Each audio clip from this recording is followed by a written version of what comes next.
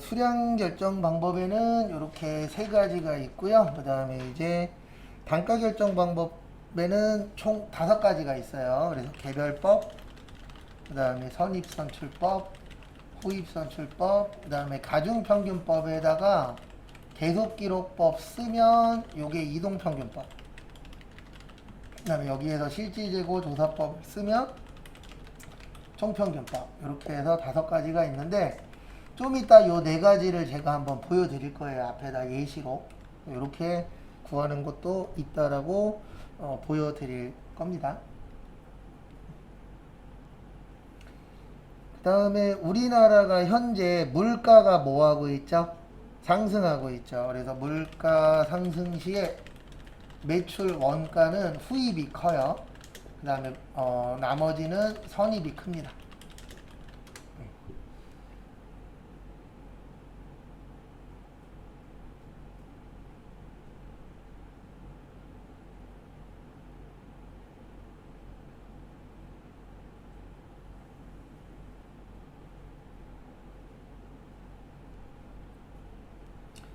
이게 뭐냐면 물가가 올라가면은요 원가가 올라가잖아요. 왜냐면 가격이 올라가니까 원가가 올라갑니다. 그래서 이 후입선출법은 어떻게 보면 이 사람들한테 유리한 방법이에요. 소비자.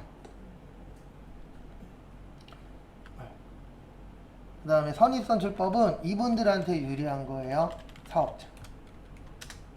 우리가 원가가 높은 걸 싸게 먹으면 좋은 거죠.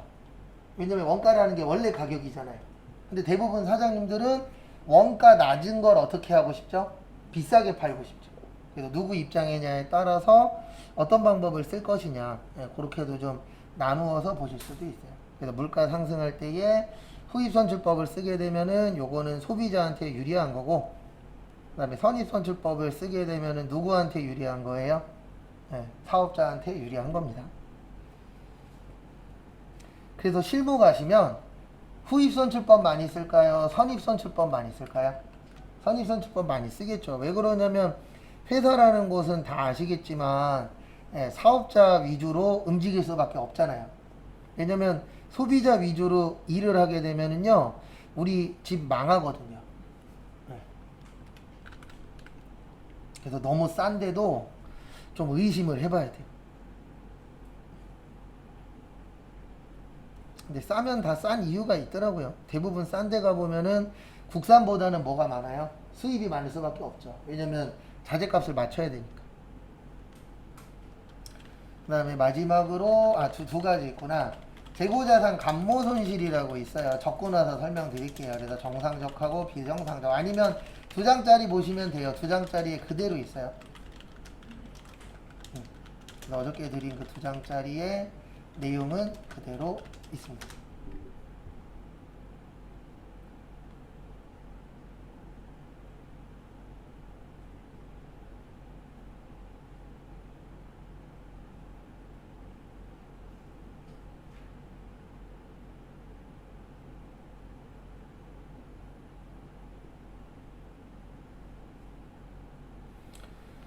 그래서 이게 감모의 뜻이 뭐냐면은요, 요 감모가 수량 부족이에요.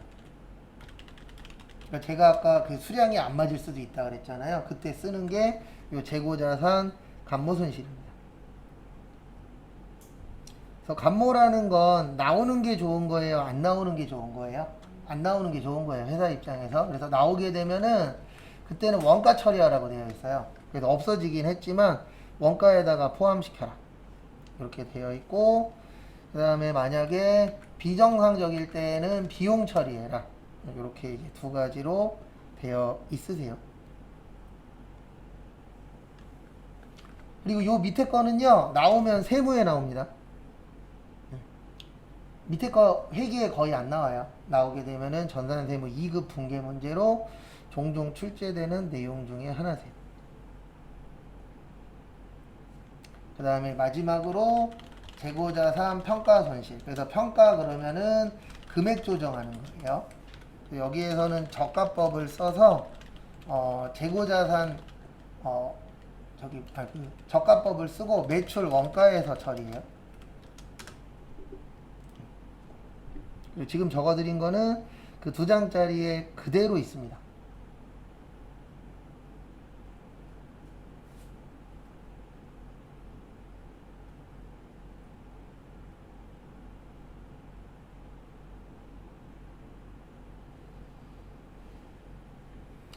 그러니까 이게 뭐냐면 평가라는 건 금액 조정하는 거예요. 근데 언제 하냐면 결산 때 합니다. 평가는 무조건. 그래서 몇 월 며칠 날 한다고요? 12월 31일 날 하는데 저가법이라는 걸 써요. 저가법의 뜻이 뭐냐면 금액이 떨어진 것만 인정하는 거예요. 오른 건 인정 안 해요. 그래서 여기는 손실밖에 없어요. 이익은 없어요. 그리고 수량이 부족해졌는데 이익 나는 회사들이 있어요? 없어요? 없죠. 그래서 이것도 재고자산 감모 손실밖에 없어요. 재고자산 감모 이익은 없어요. 왜냐하면 회사 입장에서 생각을 해보세요. 금액이 떨어지면 이익이에요? 손해예요?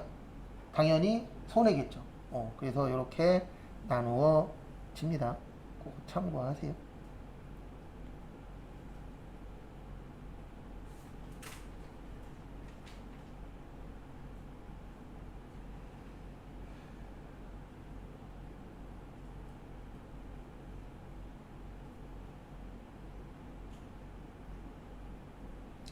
참고하시고 그 다음에 이제 교재 보면서 간단하게 설명드리도록 하겠습니다.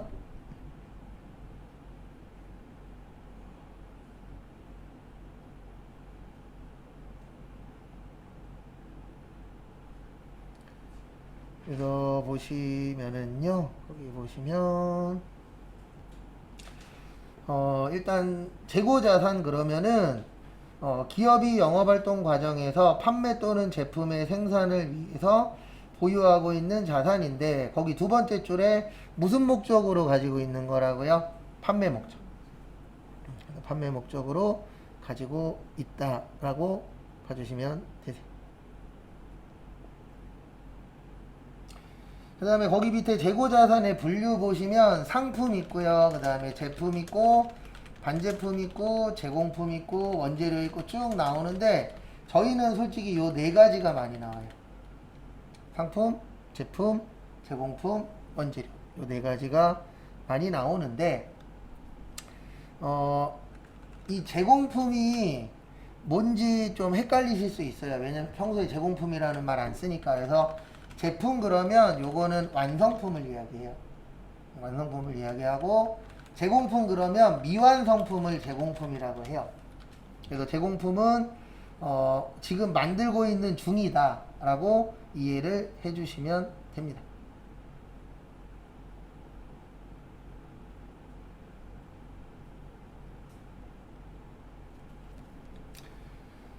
그래서 거기 보시면 반제품도 있는데 요거 왜 나왔냐면은요, 예전 시험 문제 중에 반제품이 시험에 한번 답으로 나온 적이 있었어요.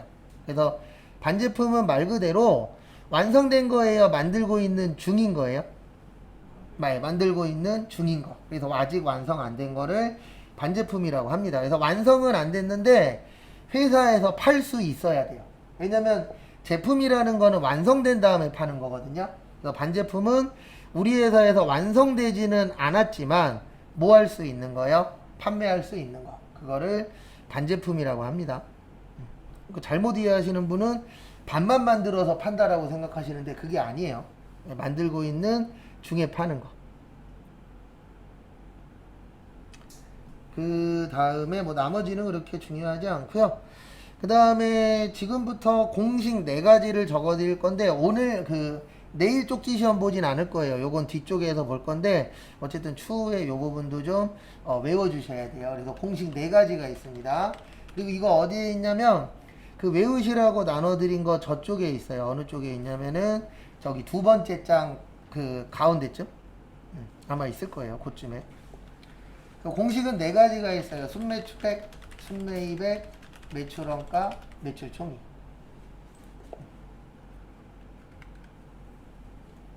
그래서 이렇게 총 4가지가 있습니다. 그래서 순매출액의 뜻이 뭐냐면 말뜻 그대로 순수한 매출액이에요.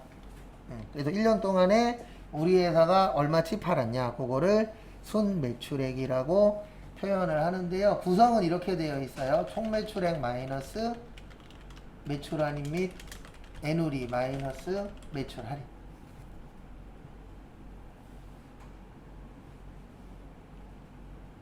하나씩 정리를 해드리면 총매출액은 몇 년 동안 판 거죠? 네, 1년 동안 판매한 거예요. 그 다음에 매출 환입의 뜻이 뭐냐면 반품이에요. 그러니까 매출 환입이라는 거는 팔았다가 다시 돌아온 겁니다. 환자가 도로 한자예요. 입자는 무슨 입자예요? 들어올 입자예요. 그래서 나갔다가 다시 들어왔다. 요거를 뭐라 그러냐면 매출 환입이라고 합니다.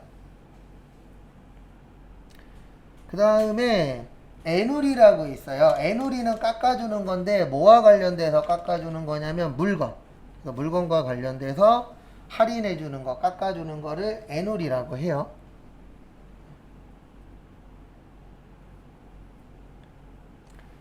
그 다음에 할인도 깎아주는 겁니다. 근데 이거는 뭐와 관련돼서 깎아주는 거냐면 돈과 관련돼서 깎아주는 거예요. 그러니까 애누리도 깎아주는 거고 할인도 깎아주는 거예요. 근데 깎아주는 건 똑같지만 이걸 왜 깎아주느냐.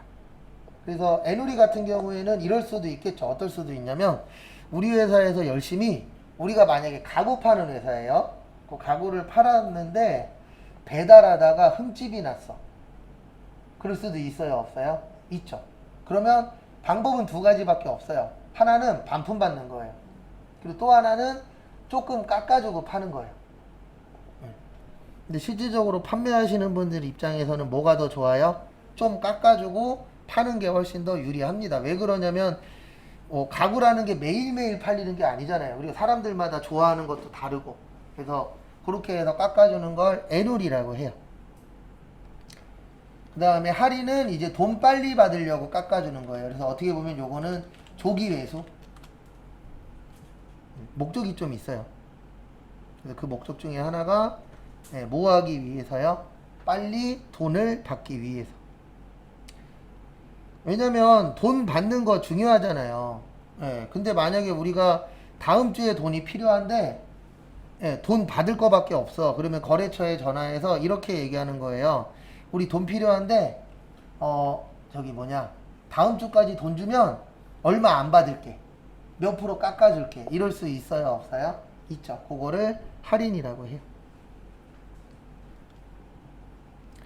그 다음에 순매입액은 구조가 이렇게 되어 있어요. 총매입액 플러스 부대비용 마이너스 매입 환출 및 애누리 마이너스 매입 할인.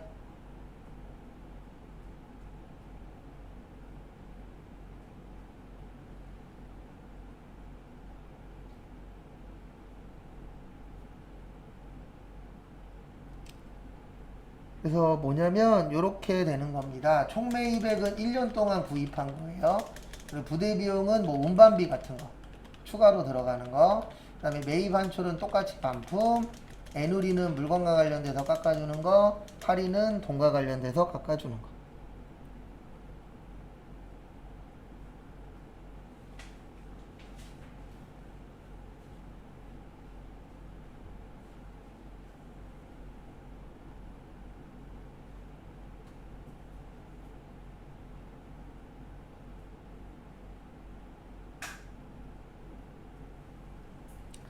참고하시기 바랍니다. 그 다음에 원가 구하는 거 중요합니다. 왜냐면 원가를 알아야 얼마 남는지를 파악을 할 수가 있잖아요. 그래서 기초상품 플러스 순매입액 마이너스 기말상품 마이너스 타계정 대치.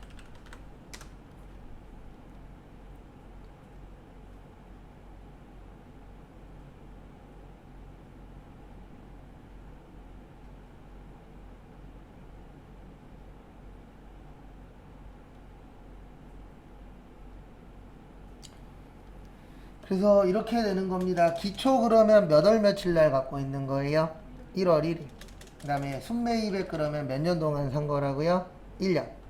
그 다음에 기말 그러면 12월 31일. 그 다음에 타계정 대체는 다른 데 사용한 거. 원래 우리 상품이나 제품은 팔려고 갖고 있는 거잖아요. 근데 안 팔고 다른 데 쓴 거를 타계정 대체라고 해요. 타계정이라는 게 다른 데 사용했다. 이렇게 생각하시면 됩니다. 왜냐면 재고자산이라는 건 목적이 있거든요. 그 목적이 뭐예요? 판매예요. 근데 안 팔고 딴 데 썼네. 그거를 뭐라 그러냐면 타계정 대체라고 합니다.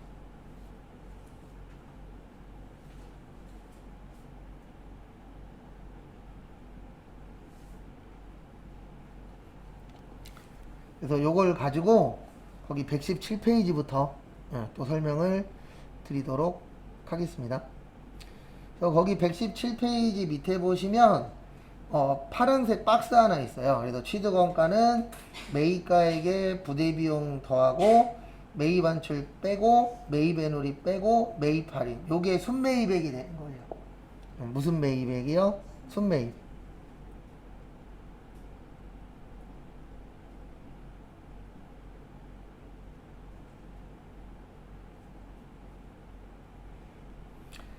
그 다음에 넘기세요. 나머지들은 안 보셔도 되고, 거기 118페이지에 그리고 이거 빼먹었구나. 매출 총이익은 이렇게 구해요. 순매출액에서 매출 원가 빼시면 됩니다. 그래서 이익이 나려면 일단 팔아야 되잖아요. 근데 이게 원가가 얼마냐? 그래서 뭐 1,000원짜리를 2,000원에 팔았다. 그러면 1,000원 남는 거죠. 근데 일반적으로 요 정도 보더라고요. 20에서 30%. 대부분 식당들이 남는데, 10,000원짜리 하나 팔면은 한 2,000원 정도 남는다.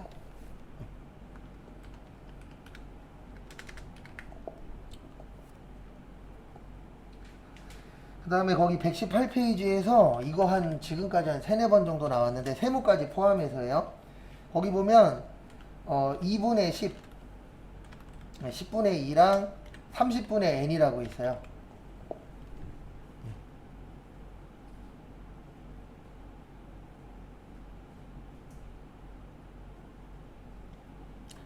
그래서 이게 뭐냐면은요, 이거 얘기하는 거예요. 뭐 얘기하는 거냐면 10일 안에, 이건 이제 회계 용어예요. 10일 안에 대금 결제하면 2% 할인해 줄게. 그 대신 30일 안에는 뭐 해라? 대금 결제해라 라고 하는 회계 용어 중에 그냥 하나입니다. 이대로 되면은 망하는 회사 없죠. 대부분 망하는 이유는 돈 못 받아서 망하는 경우들이 대부분이기 때문에, 실질적으로 이건 그냥 이론상에만 있는 거예요. 그래서 저 아는 형은 사업하는데 물건 납품할 때 다른 데보다 한 20% 정도 깎아줘요. 그 대신 무조건 현찰만 받아요. 본인이 생각했을 때 미수 나는 것보다는 좀 싸게 해서 현찰로 받는 게 더 이익이다라고 판단을 해서 그렇게 사업하는 형도 있어요. 근데 뭐 사업이라는 게 본인 하기 나름이긴 하니까.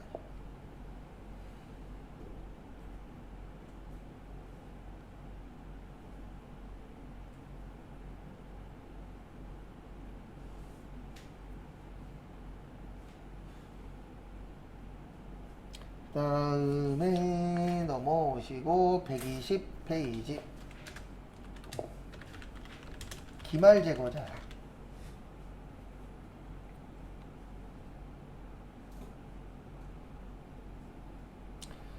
그래서 기말 그러면은 요 날이에요. 12월 며칠이요? 31일. 그래서 말이라는 게 일반적으로 마지막 날 이야기하는 거거든요. 그래서 우리 기말고사도 있잖아요.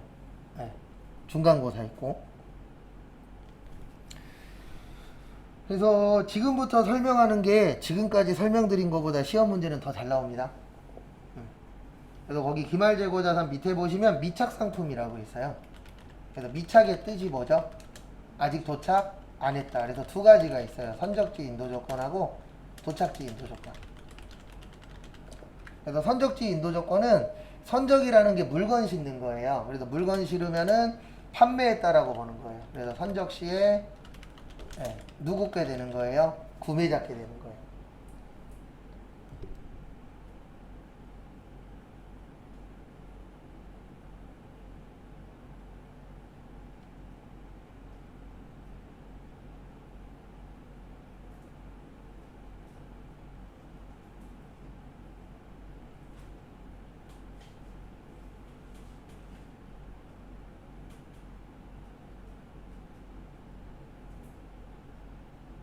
그 다음에 도착지 인도 조건은 도착 시에 구매자께 되는 거예요. 그래서 우리는 주로 이겁니다. 도착지 인도 조건. 그래서 내가 만약에 인터넷에서 물건을 시켰어. 그러면 그 물건이 오기 전까지는 아직 물건 산 거 아니죠. 그 물건이 도착하면 검수하고 나서 이거는 이제 내 거야. 이렇게 되는 게 뭐냐면은 도착지 인도 조건이에요.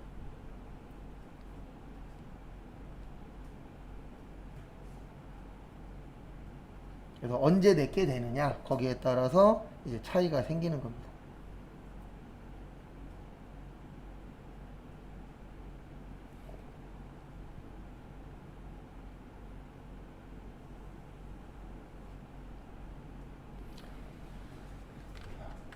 그래서 우리가 일반적으로 물건 사는 건 뭐라고요? 도착지예요. 이 선적지 같은 경우에는 주의사항이 있어요. 선적지 인도 조건의 단점이 뭐냐면 물건이 오다가 잘못되면 구매자가 손해보는 거예요. 판매하는 사람은 물건을 실어주는 데까지만 책임지는 겁니다. 그래서 저도 회사 다닐 때 이거 딱 한 번 해봤거든요. 오늘 물건을 만들어야 되는데 물건 만들 재료가 하나가 부족한 거예요. 그 거래처에 전화해갖고 오늘 갖다 줄 수 있냐 그랬더니 자기네들도 시간이 안 된대. 저희도 영업부가 다 나가갖고 갈 사람이 없는 거예요. 서울이었거든요. 회사는 인천이었고. 그래갖고 마지막에 뭐라 그랬냐면 그러면 퀵으로 싸주세요. 그랬더니 거기 사장님이 이렇게 얘기하는 거죠. 이거 깨지는 거라 물건 가다가 잘못돼도 우리가 책임 못 져요. 이게 선적지 인도 조건이에요. 도착지 인도 조건은 가다가 잘못되면은 반품이나 교환이 가능합니다. 그래서 우리는 일반적으로 물건 사면 도착하기 전에 만약에 뭐 흠집이 났어. 그러면 반품할 수 있어요? 없어요? 있죠. 그게 왜 그러냐면 우리나라는 대부분 무슨 지예요? 도착지. 어떻게 보면 도착지가 구매자한테 더 유리해요. 돈은 조금 더 들어갈 수는 있겠지만 왜냐면 오다 잘못되면은 우리가 반품해야 되잖아요. 그래서 반품 가능도 되게 중요합니다. 그래서 미국의 아마존이라고 아시죠? 여기는 6개월 이내 반품 가능합니다. 묻지도 따지지도 않고. 이렇게 해서 매출액은 30% 정도 늘고요. 반품률은 10% 정도밖에 안 늘었대요. 그러면 결론적으로는 몇 프로 더 팔게 되는 거예요? 20%. 근데 대한민국에서 이렇게 하면 망합니다. 제가 장담하는데 저도 한국 사람이지만 대한민국 사람들은 5개월 29일 쓰고 반품할 사람들이 있어요. 네. 무조건 반품받는다라고 하면. 그래서 저렇게 하면 망해요.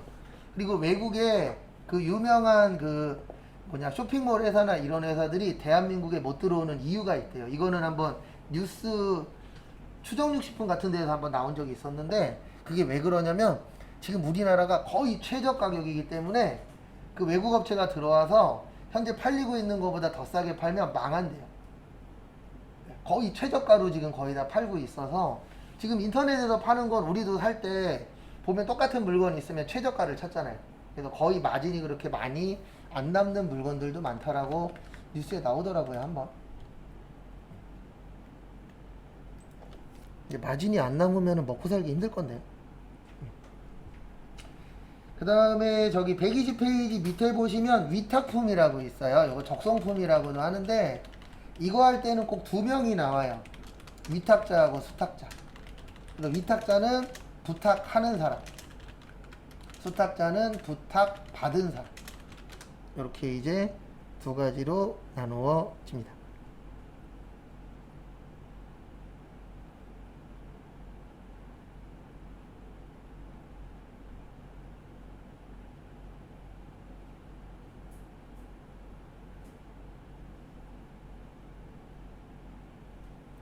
그래서 보시면은요, 이거는 부탁해서 파는 거예요. 그래서 요거는 수탁자가 팔아야 판매가 되는 거예요. 수탁자가 판매하면 그때 매출로 인정을 합니다. 그러니까 우리 주변에서 이거랑 완전히 똑같지는 않은데 그나마 우리 주변에서 볼 수 있는 건 핸드폰 대리점. 핸드폰 대리점이 SK, KT, LG 대신 뭐 해주죠? 팔아주죠. 그리고 뭐 받아요? 수수료 받아요. 이런 게 어떻게 보면은 위탁품, 적성품하고 완전히 맞아떨어지진 않지만 그나마 우리 주변에서 가장 쉽게 볼 수 있는 거라고 봐주시면 되세요.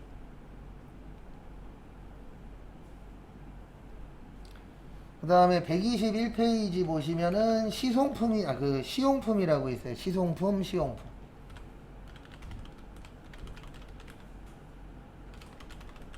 그 다음에 뭐 시용상품이라고도 해요. 다 똑같은 말이에요. 뭐냐면 써보고 사는 거예요. 그냥 사는 게 아니고 사용을 해보고 사는 겁니다. 그래서 요거는 이제 언제 매출이 되냐면 상대방이 구매 의사를 표시했을 때.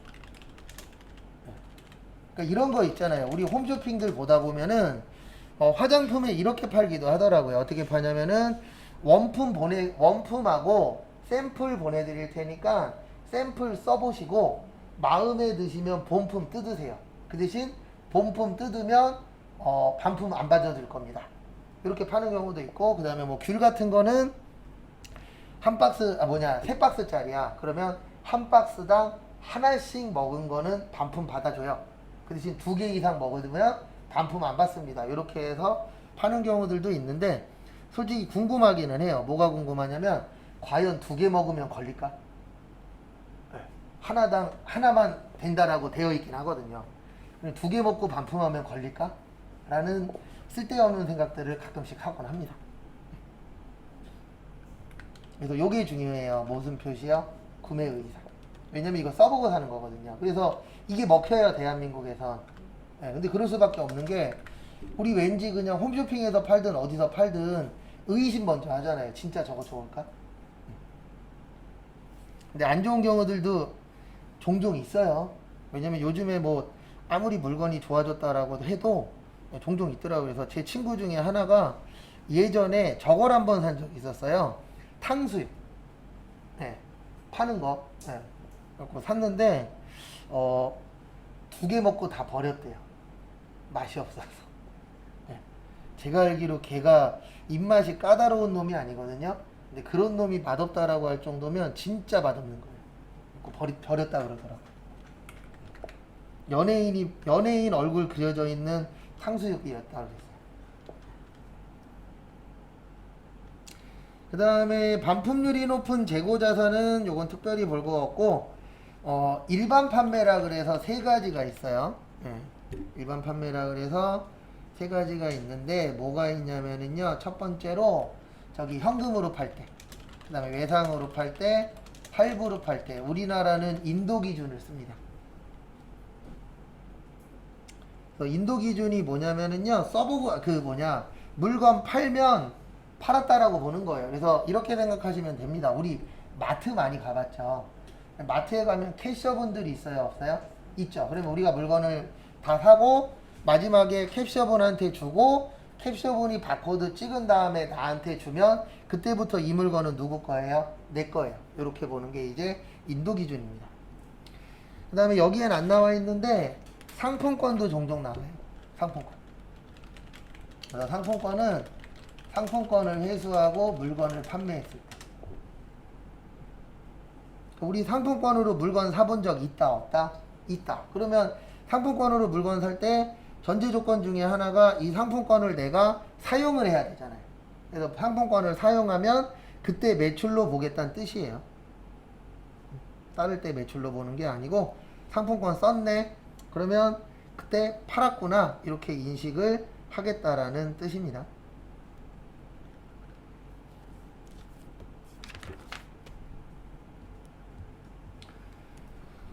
그 다음에 122페이지 보시면 아까 얘기했었던 거예요. 여기부터는 아까 그 설명드린 부분인데요. 수량 결정 방법에 3가지 있다 그랬습니다. 그래서 몇 개 남았냐 하는 방법에 교재에는 2가지밖에 없어요. 계속기록법, 실질재고 조사법, 마지막으로 혼합법.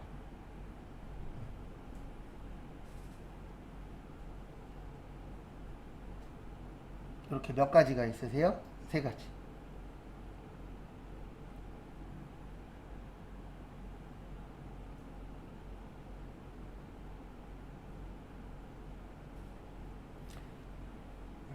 그래서 계속기록법은 말 그대로 장부에다가 계속 뭐 하는 거라고요? 적는 거예요.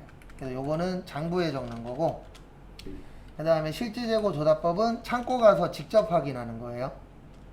그 다음에 혼합법은 2가지를 같이 쓰는 거예요. 계속기록법하고 실질재고 조사법을 같이 쓰는 겁니다. 그러면 여기서 질문.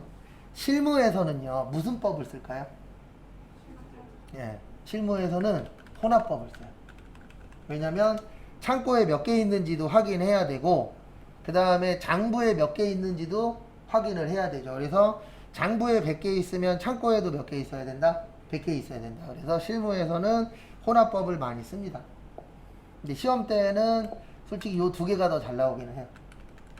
혼합법은 가끔씩 나오고 앞에 있는 두 개가 훨씬 더 지문에 많이 나오긴 하더라고요. 다음에 저기 123페이지 재고자산 감모손실. 그래서 감모라는 거는 아까 제가 잠깐 설명드렸듯이 수량 부족을 감모라고 해요. 그래서 거기 지문에 잘 써놓으셨어요. 예, 감모라고 하는데 이 감모 나오면 항상 두 가지가 나와요. 그래서 그 두 가지가 나오는데 그 중에 하나가 뭐냐면 정상적이냐, 또 하나는 비정상적이냐. 우리 여기에서 말하는 정상적과 비정상은 뭐냐면은요, 정상적은 뭐냐면 우리 회사에서 그냥 일반적으로 일 열심히 했는데 그래도 수량이 부족해. 네, 이런 것들은 실질적으로 발생할 수 있거든요. 대표적으로 뭐냐면은 불량 나는 거예요. 아무리 기계가 완벽하게 만들었다라고 해도 불량 날 때 있어요, 없어요? 있어요. 네, 그런 것들이 이제 정상적이 되는 거예요. 왜냐면 이런 것들은 내가 막을 수가 없잖아요. 네, 그게 이제 정상적인데 정상적으로 발생했을 때에는 원가 처리하도록 되어 있어요. 그리고 회계 처리 안 한다의 뜻이 뭐냐면 붕괴 안 해도 된다는 뜻이에요. 그래서 그냥 처리하시면은 요게 자연스럽게 됩니다. 그 다음에 이제 비정상적일 때는 우리 회사에서 예측 못한 게 갑자기 발생한 거예요. 네, 그래서 이럴 때는 영업 외 비용 처리하고 붕괴하셔야 돼요. 근데 그 붕괴할 때 쓰는 게 요거예요. 재고자산 무슨 손실이요? 감모손실.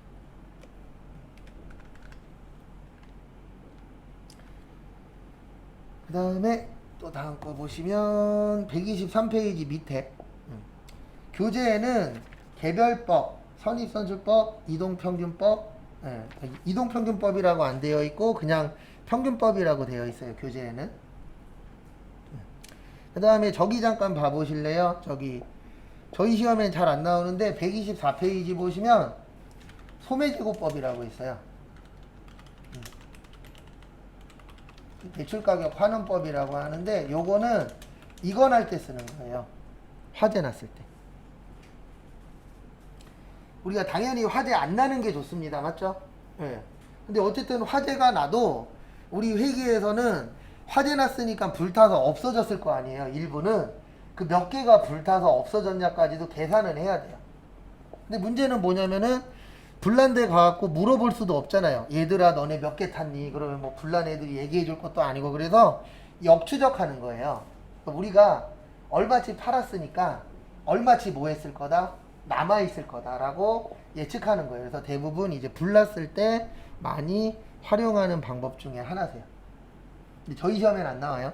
저희 시험은 이것만 나와요. 주로 개별, 그 다음에 먼저 들어온 거 먼저 나갔다 선입, 나중에 후입, 그 다음에 가중평균법에다가 계속기록법 쓰면 이동평균법, 여기에다가 실질재고조사법 쓰면 뭐요? 총평균법.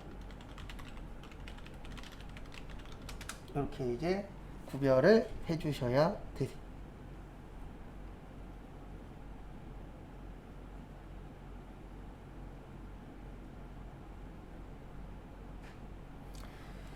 그래서 지금부터 개별법이 뭔지 선입선출법이 뭔지 간단하게 제가 앞에서 예시를 좀 들어드릴 겁니다. 그래서 보시면 뭐 이런 경우가 있을 수 있겠죠. 1월 1일 날 샀어요. 10개를. 그 다음에 제가 골뱅이라고 쓰면 단가예요. 그래서 1,000원에. 그러면 얼마짜리 산 거죠? 만원. 그 다음에 1월 11일 날 또 샀어요. 10개에 1,200원짜리를. 그래서 12,000원. 그 다음에 1월 21일 날 팔았어요. 10개, 15개를 2,000원에 팔았어요. 그러면 3만원. 그 다음에 1월 31일 날 또 샀어요. 10개를 얼마에 샀냐면 1,400원에. 그러면 얼마가 되는 거예요? 14,000원. 그래서 이렇게 4개의 뭐가 있었던 거예요? 거래가 있었다라는 전제 하에 같이 한번 또 보도록 하겠습니다. 그래서 첫 번째로 선입선출법 볼 거예요. 우리 선입선출법의 뜻이 뭐죠? 먼저 들어온 게 먼저 뭐 했다? 나갔다. 그래서 요게 문제가 되는 거예요. 우리 몇 개 팔았죠? 15개를 팔았는데 선입선출법이니까 1월 1일이 빨라요? 1월 11일이 빨라요? 1월 1일이 빠르죠? 그래서 여기에서 먼저 파는 거예요.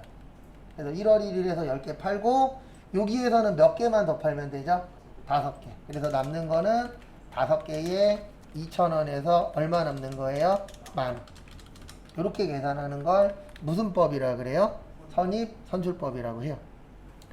그래서 지금 보면 여기 10,000원 남았고 1월 31일 날 14,000원어치 샀잖아요. 그래서 선입선출법으로 하면 얼마치 남았다? 24,000원. 이렇게 계산을 하는 겁니다. 그래서 저기 편의점에서 알바하시면 이런 얘기 많이 들으실 거예요. 사장님이 야 이거 정리할 때 선입선출법으로 해놔. 네, 이렇게 표현하세요? 안 하세요? 해요. 네. 왜 그러냐면 우리 이제 대표적으로 유제품 같은 거 있죠. 뭐 커피라던가 우유라던가 이런 거 살 때 습관적으로 대부분 사람들이 하는 행동이 있어요. 무슨 행동을 하냐면 앞에 거 먼저 날짜 확인합니다. 그리고 뒤에 것도 날짜 확인해요? 안 해요? 해요. 그래서 날짜가 오래 남은 거 사려고 그래요. 네, 일반적으로. 근데 내가 지금 되게 급해. 그러면 뛰어들어와서 어디 거 집죠? 앞에 거 집죠. 그래서 물건 진열할 때에 사장님들이 선입선출법으로 진열하라 그래요. 그래서 앞에 게 날짜가 가장 적게 남은 거, 많이 남은 거는 뒤에. 왜 그러냐면 급한 손님들 왔을 때에는 앞에서 그냥 들고 가잖아요. 왜냐면 나는 바로 먹으면 되니까. 근데 나는 좀 기간을 두고 먹을 거야. 그러면은 꼭 날짜 확인해서 날짜가 오래 남은 거를 가져갈 수밖에 없죠. 그 다음에 두 번째는 똑같은 문제로 후입선출법 해볼 거예요. 그래서 두 번째는 무슨 법 하실 거라고요? 후입선출법. 그래서 여기 보시면 우리는 지금 몇 개 팔았다고요? 15개. 아까는 선입선출법이라 1월 1일 걸 먼저 팔았는데 요번에 보실 거는 무슨 법 볼 거라고요? 후입선출법 볼 거예요. 그러면 후입선출법은 얘를 먼저 파는 거예요. 몇 월 며칠 거요? 1월 11일 거. 그러면은 요렇게 남습니다. 5개 남는데 요때는 또 1,000원짜리가 남는 거예요. 아이고 여기 잘못 썼네. 죄송합니다. 계산 잘못했어요. 2,000원이 아니고 1,200원이에요. 죄송합니다. 1,200원이 맞죠? 그래서 5개에 얼마짜리가 남는 거예요? 1,000원짜리가 남는 거예요. 그러면 얼마 남은 거예요? 아이고 여기 6,000원. 6,000원이니까 2만원. 여기 맞죠? 네. 그리고 여기는 얼마가 남는 거예요? 5,000원 남는 거예요. 제가 계산 잘못했습니다. 그래서 5,000원 남으니까 후입선출법으로 하게 되면 5,000원에 14,000원에서 얼마 남는 거예요? 19,000원. 근데 당연히 아까 한 거랑 지금 한 거랑 결과값이 달라야 돼요. 왜냐면 결과값이 똑같으면 여러 가지를 쓸 필요 있다 없다? 없다. 그때 그냥 하나만 하면 되죠. 근데 우리가 여러 가지 방법을 쓰는 이유는 방법마다 결과값이 뭐 하니까요? 달라지니까. 그 다음에 요번에 보실 건 이동평균법 볼 거예요. 그래서 이동평균법은 어떻게 하는 거냐면 단가가 다른 경우 단가를 다시 계산하는 걸 이동평균법이라고 표현을 해요. 그래서 말뜻 그대로 이동해서 평균 되는 건데 요럴 때 평균 되는 거예요. 여기 보시면 얘 얼마짜리죠? 1,000원. 이거 얼마짜리예요? 1,200원. 같아요? 달라요? 다르면 다시 계산하는 거예요. 그래서 이렇게 계산돼요. 어떻게 되냐면은 20개에 20개 그 다음에 만원에 12,000원이니까 얼마죠? 22,000원. 그러면 하나당 얼마 나와요? 1,100원 나와요. 그래서 이렇게 하는 거를 무슨 법이라 그래요? 이동 평균법이라고 합니다. 그럼 여기에서 몇 개 팔았죠? 15개 팔았죠. 그럼 몇 개 남아요? 5개 남아요. 얼마짜리요? 1,100원짜리. 그러면 5,500원이 돼요. 근데 지금부터 문제가 또 생기는 거예요. 어떤 문제가 생기냐면 여기 보세요. 요거 얼마짜리죠? 1,100원. 여기 얼마예요? 또 다르죠? 그러면 또 계산하는 거예요. 15개에 19,500원. 그래서 우리 뭐가 필요해요? 계산기가 필요합니다. 그래서 계산기 있는 분들은 계산기 가지고 다니세요. 왜냐면 시험장 가시면 이 계산기 못 써요. 네, 쓰지 말라고 되어 있어요. 19,500원 나누기 15개 하면 1,300원 나와요. 그래서 이렇게 단가가 다를 때마다 뭐 해줘라? 다시 계산해라. 그래서 뭐라 그래요? 이동 평균법. 이동해서 평균 내는 거예요. 근데 저희 시험에 이 계산 문제가 아주 잘 나오는 건 아닙니다. 근데 안 되지도 않아요. 그래서 연습은 하긴 할 건데 그렇게 많이 하진 않을 거예요. 왜 그러냐면 다른 시험에 비해서 계산 문제를 아주 많이 내는 시험은 아니에요. 저희 시험 자체가. 15개 중에 평균적으로 한 2개 내지 3개 정도가 계산 문제. 그 다음에 나머지는 이론 문제들이 많아요. 그 다음에 마지막으로 총평균법 해볼 겁니다. 그래서 총평균법은 몇 번에 계산하는 거예요? 한 번에 계산하는 거예요. 왜냐면 총의 뜻이 몇 번이에요? 한 번이에요. 그래서 이런 경우입니다. 만약에 총평균법은 이렇게 계산하는 거예요. 간단하게 적어드리면 매출을 제외한 나머지를 평균 내는 거예요. 근데 이제 왜 총평균법이라고 하냐면 평균을 몇 번만 낼 거예요? 한 달에 한 번만 내는 거예요. 그래서 내용은 이렇게 되는 겁니다. 여기 보시면 10개 샀었고 10개 샀었고 10개 샀었고 그래서 총 몇 개 산 거예요? 예, 30개 산 거예요. 그래서 30개.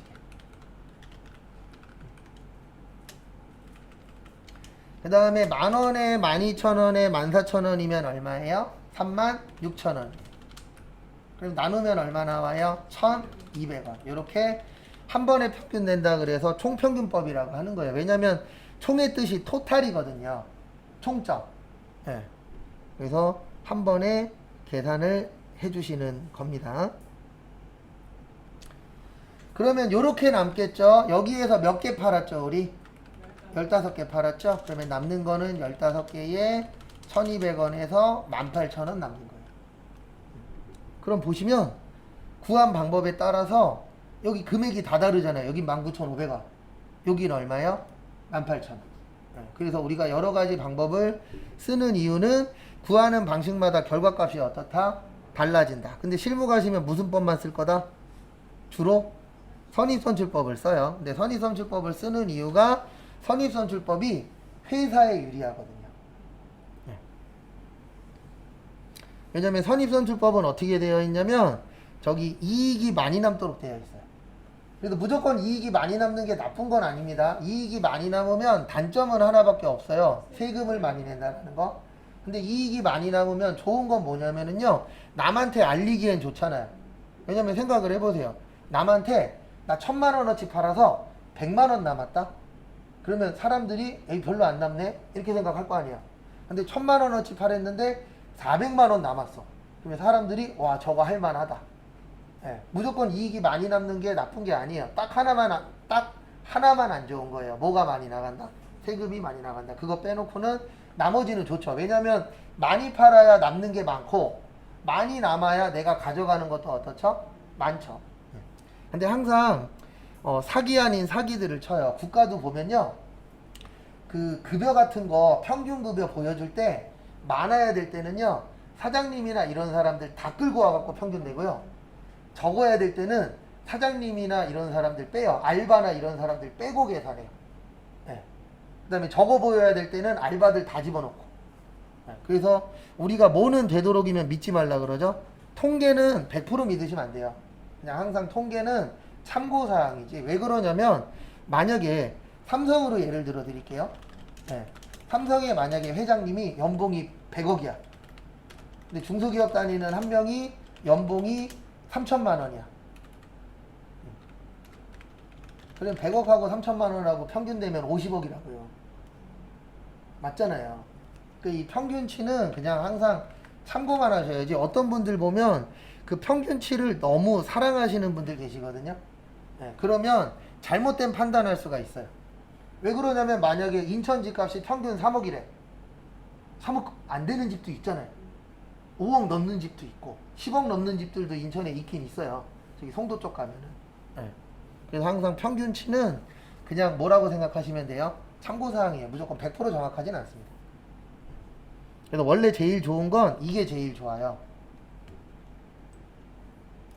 개별법.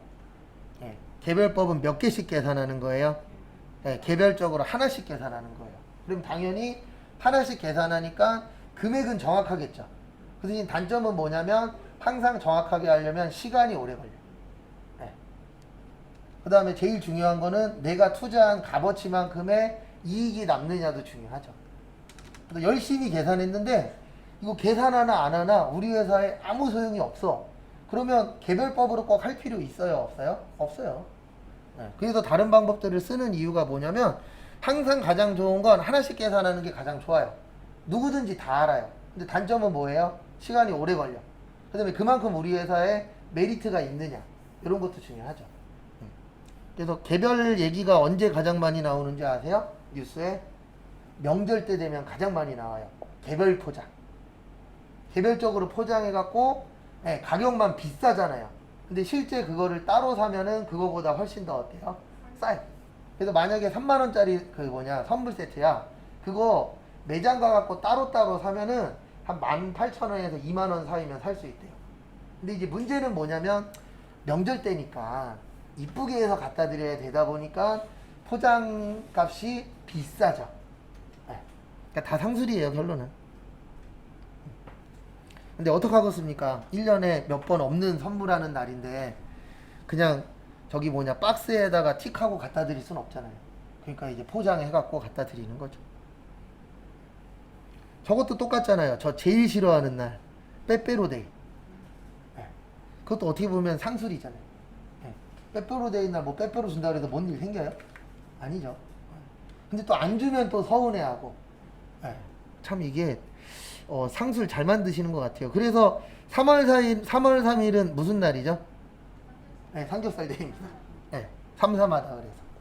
그런 거 잘 만들더라고요, 어떤 사람들이. 그 다음에 거기 127페이지 요거까지만 보고 마무리 할게요. 그래서 127페이지 보시면 거기 보시면은 재고자산의 기말 평가라고 되어 있는데 재고자산 평가 손실이라고 있어요. 우리 회계에서는. 근데 왜 손실이냐면은 무슨 법을 쓴다고요? 저가법을 써요. 저가의 뜻이 뭐냐면 가격이 올랐다 떨어졌다 떨어졌다. 그리고 어디에다가 처리하라고 되어 있냐면 매출 원가에다가 포함하라고 되어 있어요. 근데 오른 건 인정 안 해요. 왜냐면 무슨 법이기 때문에? 저가법이기 때문에 떨어진 것만 인정해 줄게. 그 대신 오른 거는 모르겠어. 이렇게 가는 방법입니다.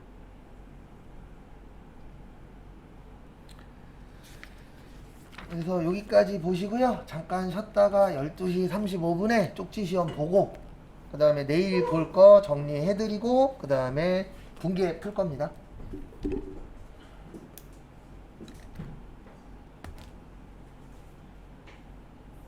와 졸립다.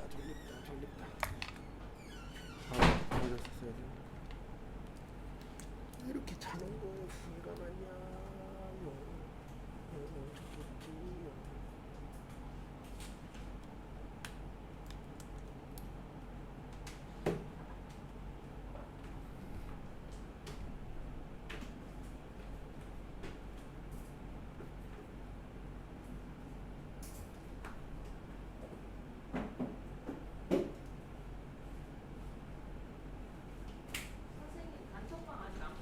네, 아직 안 팠어요. 네. 오늘 파죠, 뭐.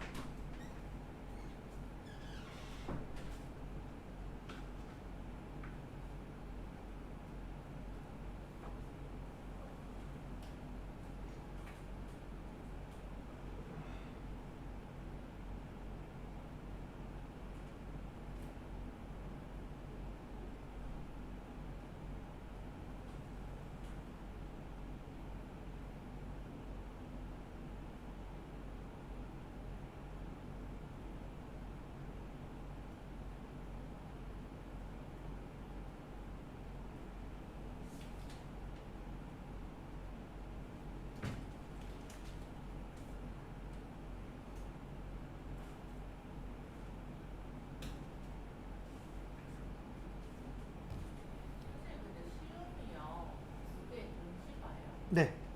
같은 날. 네, 같은 날. 그냥 네, 같은 날 보는데 전산세무 2급이 12시 반에서 2시. 2시간짜리 1시간 반이요. 12시 반에서 2시. 그 다음에 전산회계 1급이 저기 3시에서 4시.